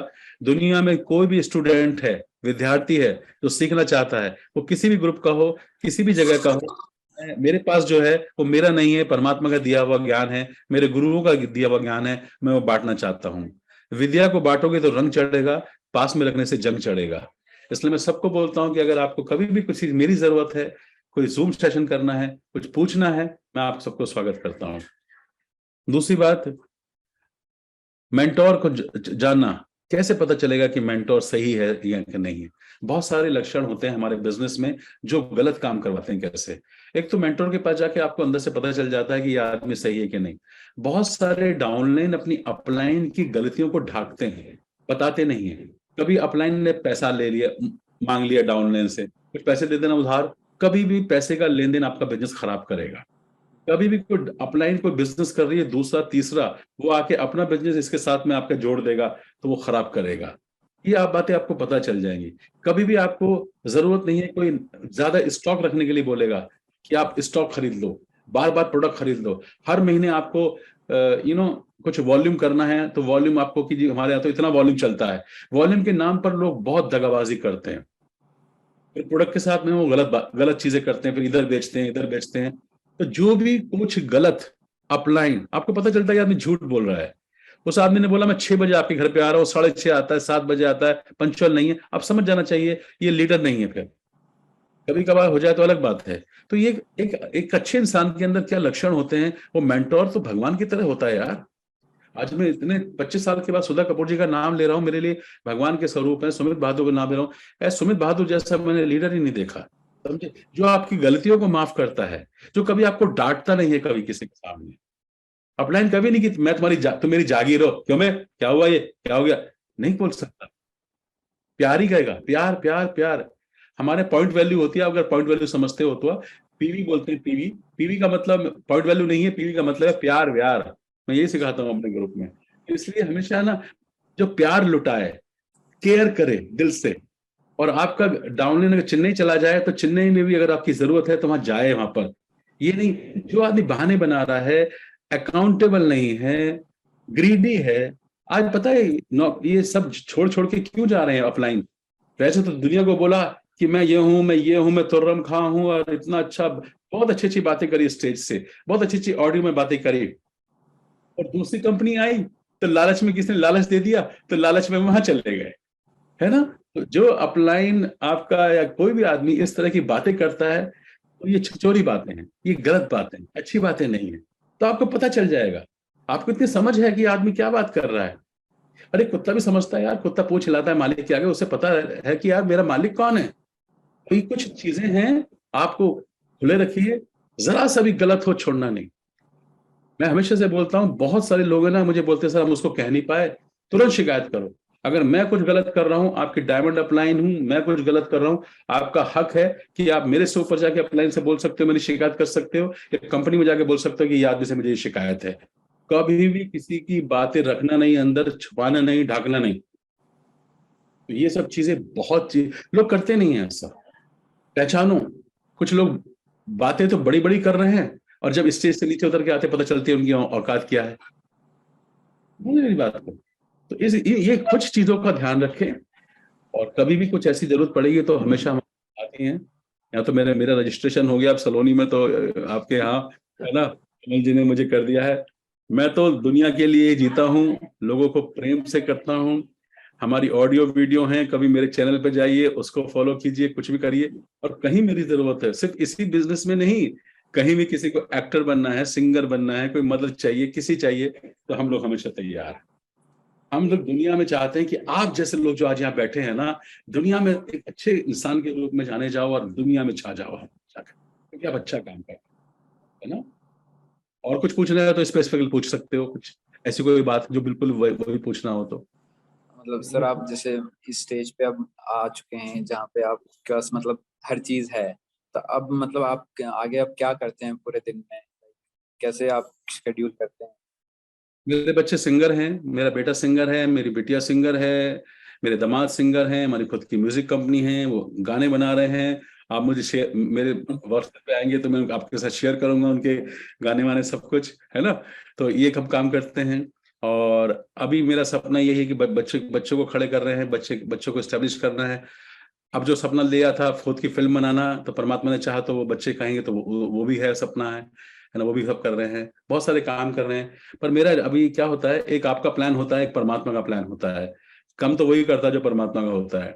हमने खुद सोचा कुछ और था, लेकिन आज परमात्मा जो दे रहा है हमें कोई रिग्रेट नहीं है, क्योंकि मैं आज उससे बड़ा काम कर रहा हूँ। जब कोई आदमी स्टेज पर जाकर ये कहता है कि इनकी वजह से मेरी जिंदगी बदली है, तो उसकी तो बात ही कुछ अलग है ना। तो वो जो खुशी होगी ना, कहते हैं जब आप इस बिजनेस में आते हैं ना, आपका सपना होता है मेरी गाड़ी आ जाए, मेरा घर बन जाए, मेरे पास इतना हो जाए, मेरा मेरा मेरा मेरा मेरा मैं, फिर ना आप ऐसे रह जाते हैं, बन जाते हैं मैं। लेकिन जब आप इस बिजनेस में आते हैं और आपके नीचे ग्रुप बन जाता है और आपको बिजनेस समझ में आ जाता है, तब आप बोलते हैं इसकी गाड़ी दिलानी है, इसका बंगला बन जाए, इसको ये मिल जाए, इसको ये मिल जाए। आप कभी भी बिजनेस छोड़ नहीं सकते, क्योंकि आपको किसी की जिम्मेदारी आ जाती है आपके ऊपर। ये बहुत बड़ा काम है, आज समझ नहीं रहे हैं। आने वाले समय में रिश्ते ऐसे होंगे कि आपके यहाँ कोई डायरेक्ट सेलर है घर में, बोले नहीं, फिर हम आपके रिश्ता नहीं करेंगे। आने वाले समय में रिश्ते वही होंगे जहां डायरेक्ट सेलर होगा, क्योंकि जब डायरेक्ट सेलर होगा इसका मतलब ये घर अच्छा होगा, सक्सेसफुल होगा, अच्छे माइंडसेट के लोग होंगे, ये अच्छे लोग होंगे। अरे जो अपना अपना सोच रहा है, मेरा मेरा मेरा मेरा मेरा सोच रहा है, वो क्या इंसान है यार। लोग आज समझ नहीं रहे हैं इस बिजनेस को। पर ये जब आप हमारे दिल से पूछो चश्मे से क्या चीज है। हम लोग आज भी जाते हैं, अभी मानसा गए थे, कभी नोएडा जा रहे हैं, हमने एक एक महीने के अंदर 70-70 हजार रुपए फ्लाइट के टिकट का खर्चा किया है, वहां से रिजल्ट नहीं आए।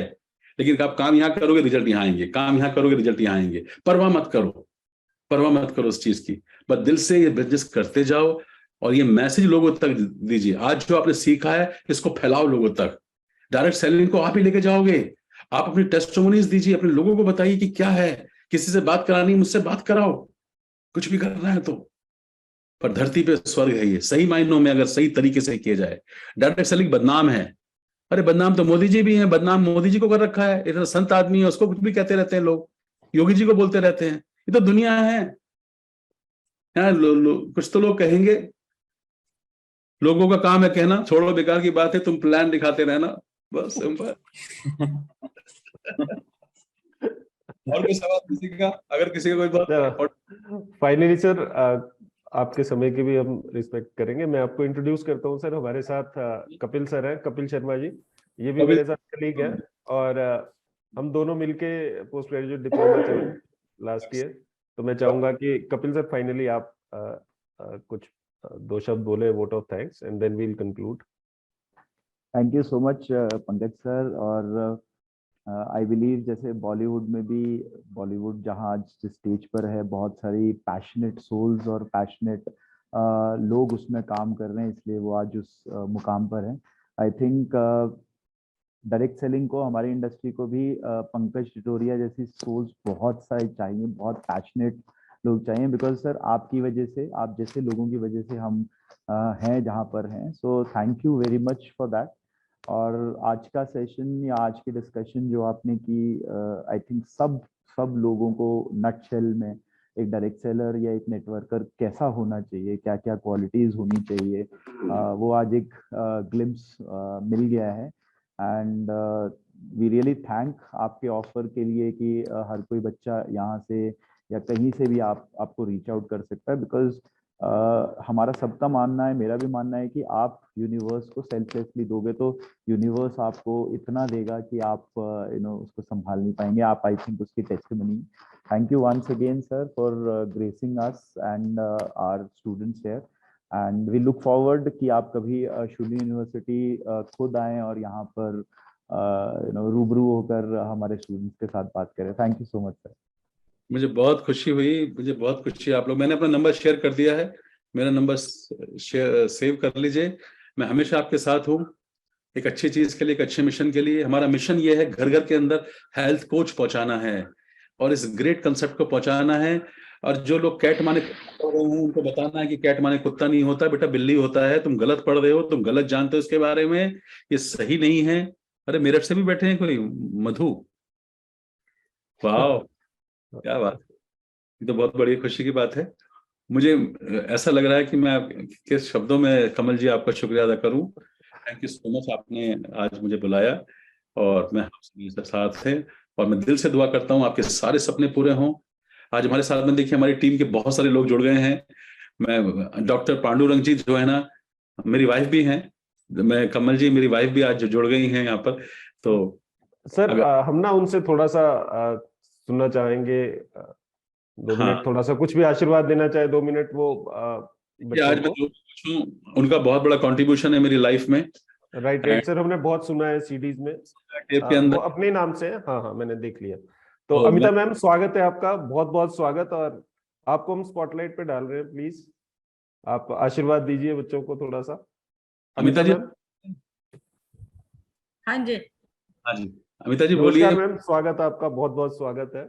ये सब है ना, थोड़ा बता दीजिए, ये जरा थोड़ा अमिता जी को बता दीजिए कि कहाँ बैठे हुए हैं हम, ये कौन सी ये एक मिनट अमिता मैम, मैं थोड़ा सा स्पॉटलाइट पे अपने को भी ले आता हूँ, जस्ट 1 मिनट।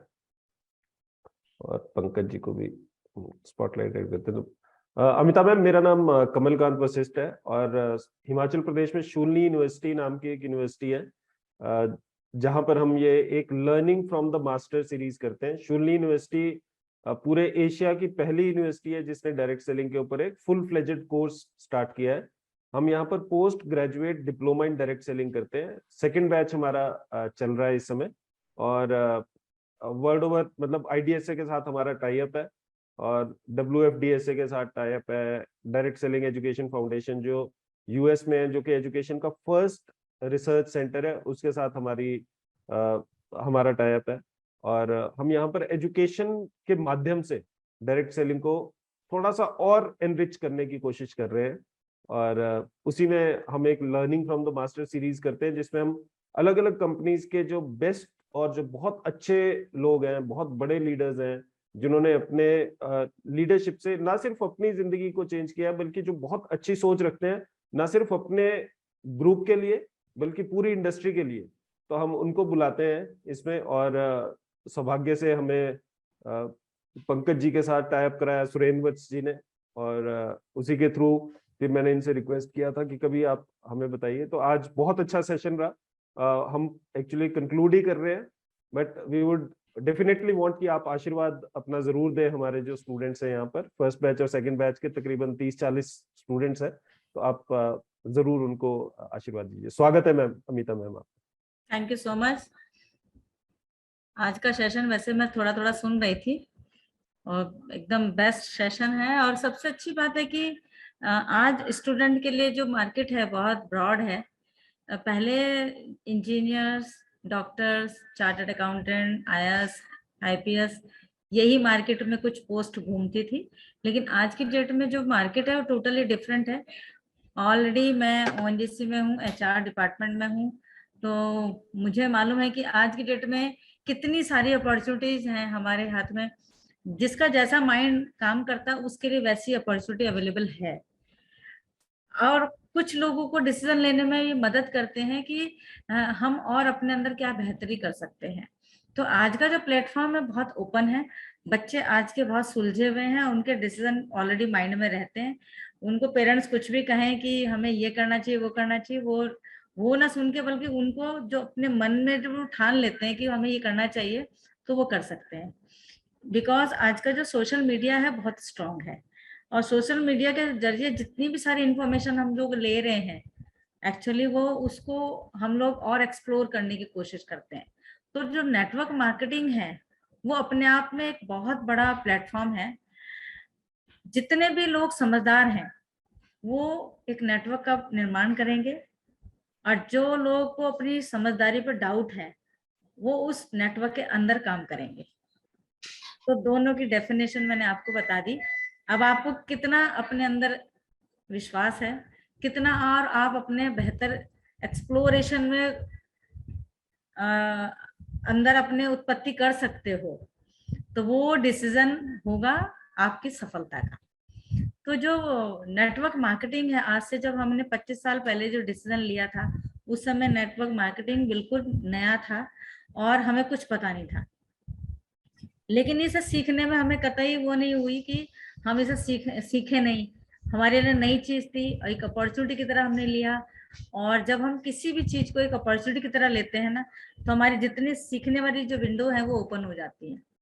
और जब हम कहते हैं ना हमें सब पता है, तो जो समझने वाली शक्ति है वो भी खत्म हो जाती है। तो इसे पहले तो एक्सप्लोर करो। नेटवर्क मार्केटिंग आज पूरे वर्ल्ड का लीडर मार्केट है। लोग इसको अनकैश भी कर रहे हैं, बिल्ड भी कर रहे हैं। आप किसी भी नेटवर्क को पकड़ लो, किसी भी छोटे से छोटे नेटवर्क को।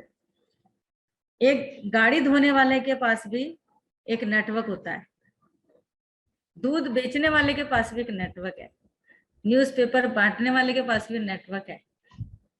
हर हॉस्पिटल क्यों चैनलाइज हो रहे हैं? क्योंकि उसको नेटवर्क चाहिए।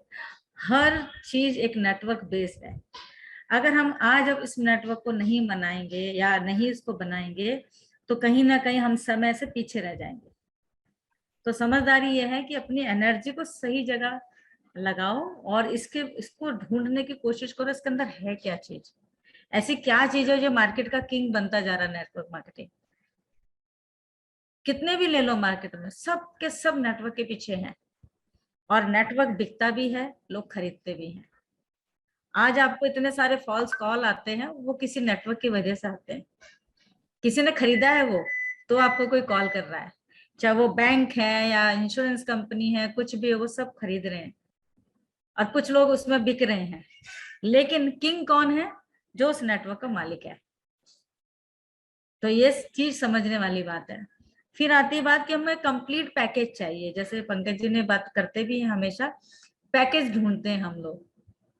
पैकेज किसको मिलता है? सैलरीड को मिलता है, वो पैकेज की बात करता है, इंश्योरेंस वाले की बात करते हैं। लेकिन जो खुद मार्केट का किंग है, वो तो लोगों को पैकेज देगा। तो यहाँ पर नेटवर्क मार्केटिंग को समझने के लिए थोड़ा सा समय के साथ साथ एनर्जी और अपना पॉजिटिव एटीट्यूड बहुत जरूरी है। और लोगों को समझने का एक तरीका, वो ये चीजें सिखाता है। बहुत सारी किताबें पढ़ के आप बहुत सारे लोगों को नहीं पढ़ सकते, लेकिन बहुत सारे लोगों को पढ़ के बहुत सारी किताबें लिख सकते हो। आज तक जितने भी ऑथर हुए हैं, किसी ने किसी को पढ़ा है तो उन्होंने लिखा है। हम लोग सोचते हैं किताब पढ़ के हम लोग कुछ करें, नहीं, पहले एक इंसान अपने आप में एक यूनिवर्सिटी है, एक इंस्टीट्यूट है। तो जिसने इस चीज को एक्सप्लोर कर लिया, वो बहुत बड़ा मालिक बन सकता है, राइट। तो मैं आज बहुत सारी चीजें समझने के लिए इस प्लेटफॉर्म पे है।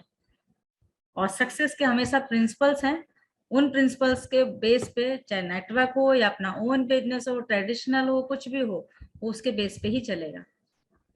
तो वो हमें अपने अंदर डेवलप करने पड़ते हैं। जो हैबिट्स नहीं है वो हमें डेवलप करनी पड़ती है।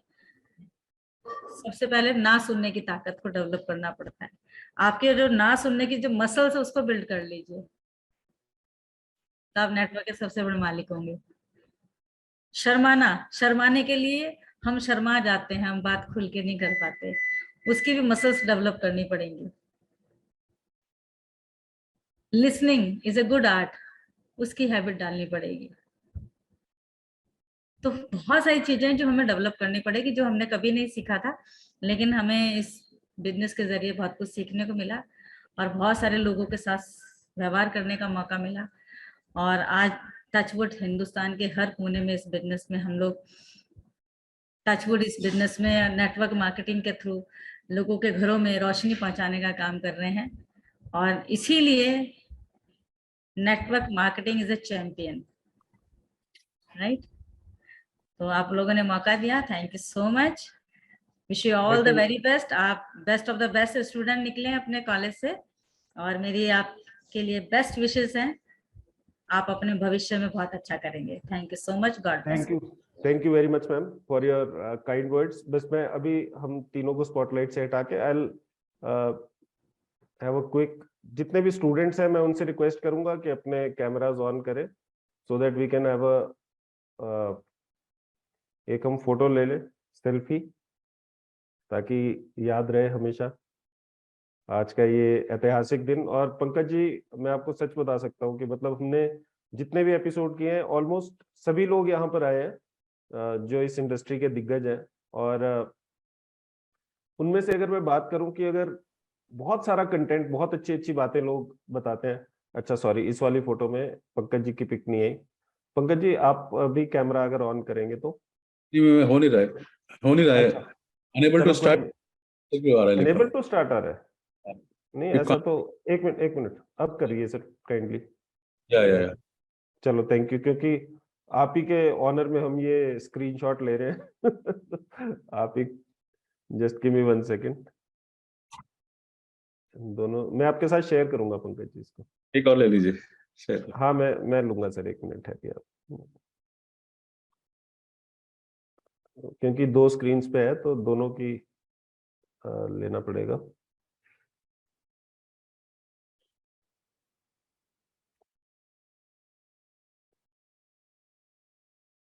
स्क्रीन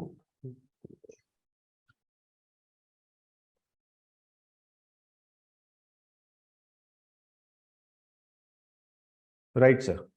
सो बहुत सारे, जैसा मैं आपको बता रहा था, बहुत सारे लोग, हमने बहुत अच्छे अच्छे लोग, सुरेखा भार्गव जी आप जिक्र कर रहे थे, वो आए हैं, हर्षवर्धन जैन जी, दीपक बजाज जी और सिद्धार्थ सिंह जी आए हैं। मतलब जितने भी डायरेक्ट सेलिंग से जुड़े हुए जो लोग इंडस्ट्री के लिए काम कर रहे हैं पूरे दिल से, वो सभी लोग ऑलमोस्ट आए हैं। पर अगर इमोशनल कंटेंट की बात करें या एक जो ऑरा की बात करें, एक ऐसा गिविंग एटीट्यूड की बात करें, तो मुझे लगता है कि आज का एपिसोड उसमें it is one of the top ranked episodes.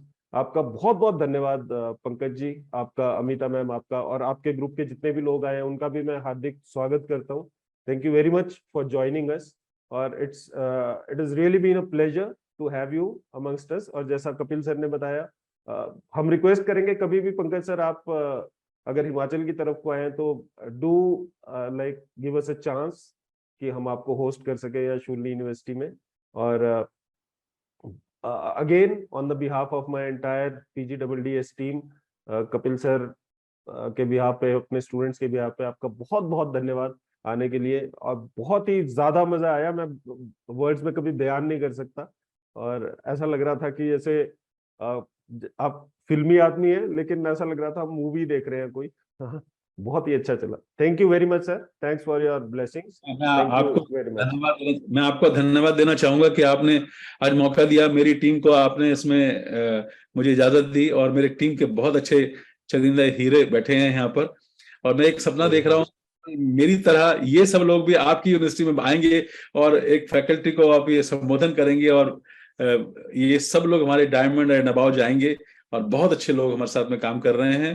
Thank you so much, आपने आज हमें मौका दिया, और आपके लिए, सब विद्यार्थियों के लिए उज्जवल भविष्य की कामना करते हुए मैं सबको शुभकामना देता हूँ। Thank you so much, wish you all the best. Thank you, thank you, thank you, thank you. हम अपना नंबर शेयर कर दिया, do in touch, God bless. Right sir, bye bye everyone, thank you very much. क्या MS की video मिल जाएगी, क्या video मिलेंगे? Sure sir, sure sir. Thank you. Okay, bye bye.